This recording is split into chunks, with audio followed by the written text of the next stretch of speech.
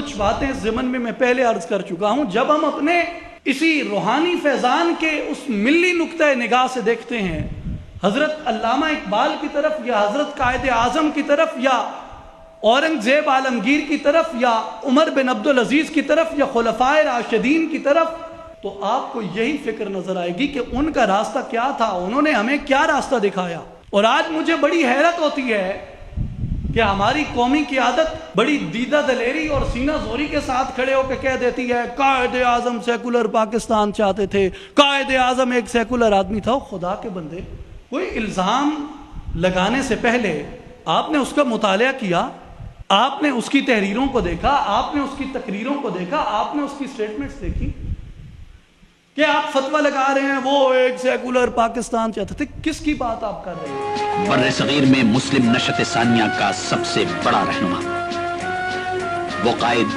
جس کی ولولہ انگیز قیادت میں 14 اگست 1947 کو پاکستان دنیا کے نقشے پر نمودار ہوا.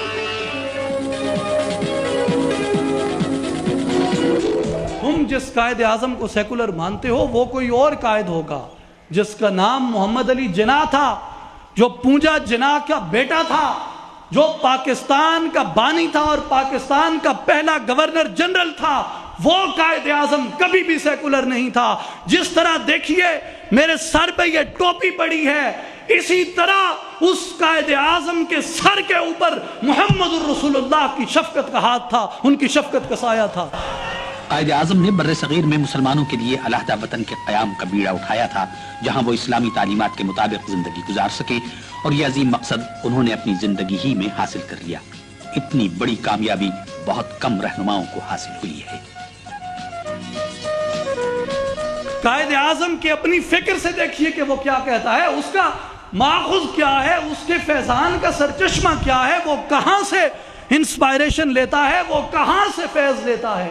30 اکتوبر 1947 کو لاہور میں ایک ریلی میں خطاب کرتے ہوئے قائد اعظم رحمۃ اللہ علیہ نے کہا تھا کہ if we take our inspiration and guidance from the Holy Quran, the final victory will be ours.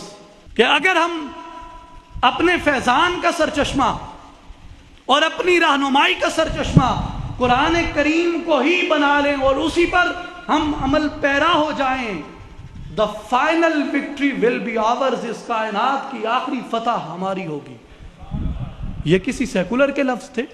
یہ کسی سیکولر کے لفظ ہیں؟ یہ کسی سیکولر کے ویوز ہیں؟ یہ کسی سیکولر کی سٹیٹمنٹ ہے؟